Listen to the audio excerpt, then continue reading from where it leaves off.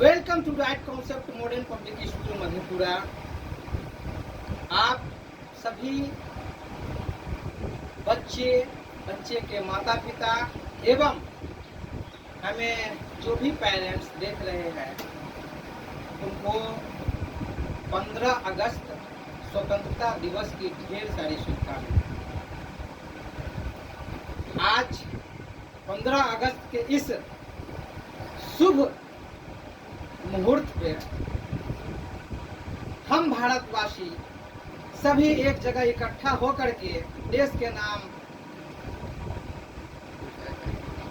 संदेश देते हैं और दुनिया को यह दिखाना चाहते हैं कि भारत एक है, एक था और एक रहेगा। जैसा कि हमारे पूर्वजों ने यह हमें संदेश दिया और यह हमें सिखाया कि हमें देश की रक्षा कैसे करनी है। आज से लगभग 200 साल पहले, लगभग 150 साल पहले हमारे देश की स्थिति उतनी अच्छी नहीं थी, लेकिन यह देश सोने की चिड़िया कही जाती है। कारण था हमारे देश में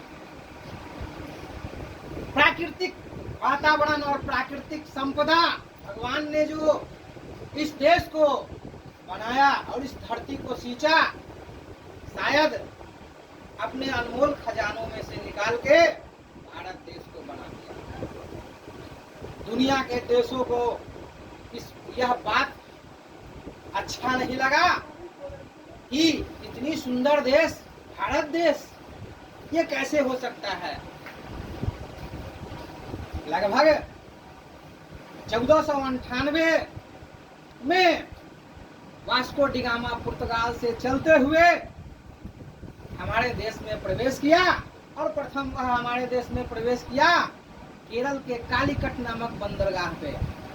वहां के राजा जेमोरियल ने काफी उत्सुकता से उनका स्वागत किया। वसुधैव कुटुंबकम हमारे देश का यह शुरू से आता आ रहा है, चलता आ रहा है कि हमारे देश में मेहमान जो आते हैं, जो बाहर से दूसरे देश से, उनका बहुत स्वागत किया जाता है। और हमारी सभ्यता संस्कृति ऐसी है कि इस सभ्यता संस्कृति को देख करके दूसरे देश के लोग ललायित होते हैं। कारण हम लोग मेहमान को बहुत ज्यादा कद्र करते हैं और शायद हमारे देश के नौजवान को यह संबोधित करते हुए मुझे गर्व हो रही है कि हमारे देश ने कितने वीरों को जन्म दिया। इससे पहले मैं बता दूं कि हमारा देश किस तरह से गुलाम हुआ। हमारा देश गुलाम होने का सबसे बड़ा कारण था वसुधैव कुटुंबकम, यानी कि दूर से आए हुए मेहमान का गर्म जोशी से स्वागत करना और उनको अपना बना लेना। यही हमारे देश के गुलामी का सबसे बड़ा कारण सिद्ध हुआ। और सबसे पहले हमारे देश में वास्को डी गामा 1498 ईस्वी में चल के आए और जब देश में आए तो चूंकि भारत देश राजा महाराजाओं का देश था, ठीक है, कई राजा महाराजाएं मिल करके अलग अलग क्षेत्रों के को अपने क्षेत्राधीन में रख करके देश को चलाने का काम करते थे। बस इसी का मौका हाथ लगा और अंग्रेजों ने हमारे देश पर धीरे धीरे अपना आधिपत्य जमाना शुरू कर दिया। एक समय ऐसा आया कि चंद अंग्रेज मिल करके हमारे देश में फूट डालो और राज करो की नीति अपनाया। फूट डालो और राज करो की नीति अपनाया। इसके अपनाने का कारण भी था क्योंकि हमारा देश अलग अलग राजाओं के बीच बटा हुआ था और सभी राजा आपस में लड़ते थे। जब आपस में आप लड़िएगा तो फायदा कोई और उठा लेगा। इसलिए हमारे देश के नौजवानों इस बात को हमेशा याद रखो। हमारे देश के नौजवानों, इस बात को हमेशा याद रखो कि आपस में मिलजुल करके रहो। हिंदू, मुस्लिम, सिख, ईसाई सब है आपस में भाई भाई। हिंदू, मुस्लिम, सिख, ईसाई सब आपस में है भाई भाई। इसलिए कहा गया हुआ है कि मिलजुल करके ही हमें रहना चाहिए। लेकिन हमारे देश के चंद गद्दार नेताओं का यह रूल बन गया हुआ है। अंग्रेजों का रूल लेकर के आते हैं और फूट डालो राज करो की नीति अपनाते हैं। एक समाज के लोगों को दूसरे समाज के लोगों के खिलाफ भड़काते हैं। क्यों? कारण है कि हमारे देश में अशिक्षा है बच्चों। हमारे देश में अशिक्षा आज भी है और ये सभी कारण अशिक्षा का कारण है। लोग पढ़ना नहीं चाहते हैं, शिक्षक पढ़ाना नहीं चाहते हैं, माता पिता बच्चों को पढ़ाना नहीं चाहते हैं। इसकी संख्या काफी है। हमारा देश गुलाम होने का कारण यही था।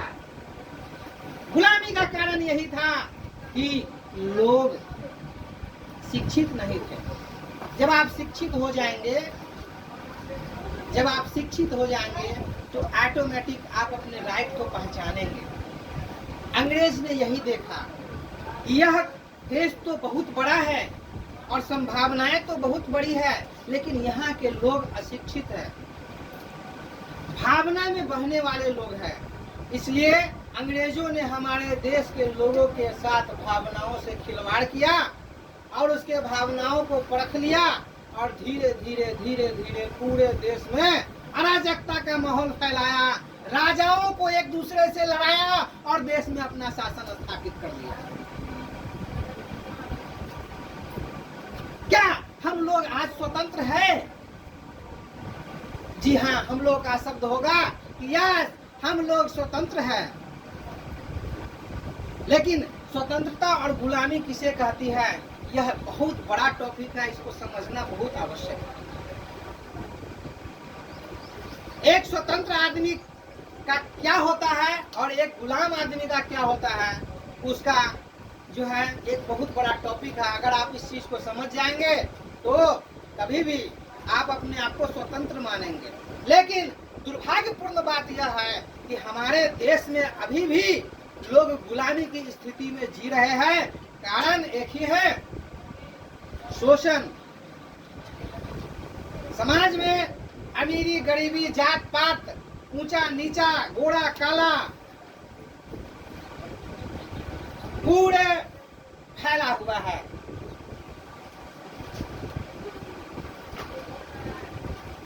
कहीं न कहीं से गुलामी का कारण ये भी हो सकता है। वह दिन दूर नहीं, आज अगर हम सचेत नहीं होंगे तो वह दिन दूर नहीं कि हमारे देश की स्थिति अन्य देशों की तरह हो जाएगी। इसलिए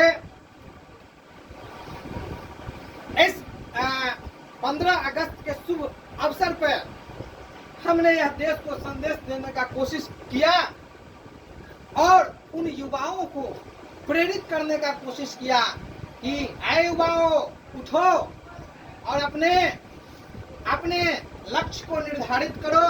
अपने देश को किस तरह से ऊपर ले जाओगे इसका निर्धारण करो और मेहनत करो। मेहनत से आगे मेहनत करोगे तो आगे बढ़ोगे और जब तुम आगे बढ़ोगे तो देश आगे बढ़ेगा। कहा गया हुआ है कि थक कर बैठ गया क्या भाई, मंजिल दूर नहीं है। जीवन के उफाफों की स्थिति में हमारे युवा वर्ग बहक रहे हैं। युवा वर्ग, कई ऐसे युवा वर्ग हैं जो नशे की लत में अपने रास्ता से विमुख हो चुके हैं। उन युवाओं को कहना चाहेंगे कि आप आए किस लिए? अगर आप आए हैं इस धरती पे तो अपने देश के लिए कुछ करके जाइए। सबसे बड़ी बात है, अगर हम शिक्षा की बात करें, सभी बात को अगर छोड़ दें और शिक्षा की बात करें तो शिक्षा वह माँ का दूध है। शिक्षा वह माँ का दूध है जो पीता है वो दहाड़ता है। कलम में वह ताकत है कि अकेले दुनिया को हिला सकता है। महात्मा गांधी अकेले महात्मा गांधी पूरे भारत को आजाद करवा दिए। एक महात्मा गांधी जो खड़े हो जाते तो उनके पीछे पूरे देश खड़े हो जाता। आप लोग कहते हैं सर हमसे क्या होगा, हमारे युवा वर्ग कहते हैं कि हमसे क्या होगा।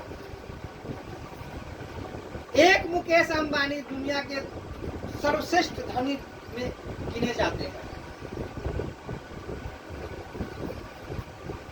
तो ऐसी कोई बात नहीं है, हमारे शकल पे नहीं लिखा हुआ है कि तुम गरीब पैदा हुआ है तो गरीब ही रहेगा। इच्छा शक्ति का होना बहुत जरूरी है। तो आए युवाओं, अपनी इच्छा शक्ति को जागृत करो और देश तुम्हें खोज रही है, देश तुम्हें ढूंढ रही है। देश का मार्गदर्शन करने में आगे बढ़ो। देश आजाद कह देने से आजाद नहीं होता है। जब तक हमारे देश के सभी समाज के लोग शिक्षित नहीं होंगे, समाज के हर वर्ग के लोग शिक्षित नहीं होंगे, तब तक हमारा देश आजाद नहीं था, नहीं है और नहीं रहेगा। और आजाद होते हुए भी गुलामी के दौर पे चलता रहेगा। इसलिए हम यह वीडियो क्लिप के माध्यम से इस संदेश को प्रसारित करना चाहते हैं। हम इस वीडियो क्लिप के माध्यम से इस संदेश को संचारित करना चाहते हैं कि नमक रोटी खाओ लेकिन कलम उठाओ। नमक रोटी खाओ लेकिन कलम उठाओ। भूखे सो जाओ लेकिन कलम की ताकत को पहचानो। कलम में वह शक्ति है जो तुम्हें ऊंचाइयों के उस उड़ान तक पहुंचा सकता है। एक मजदूर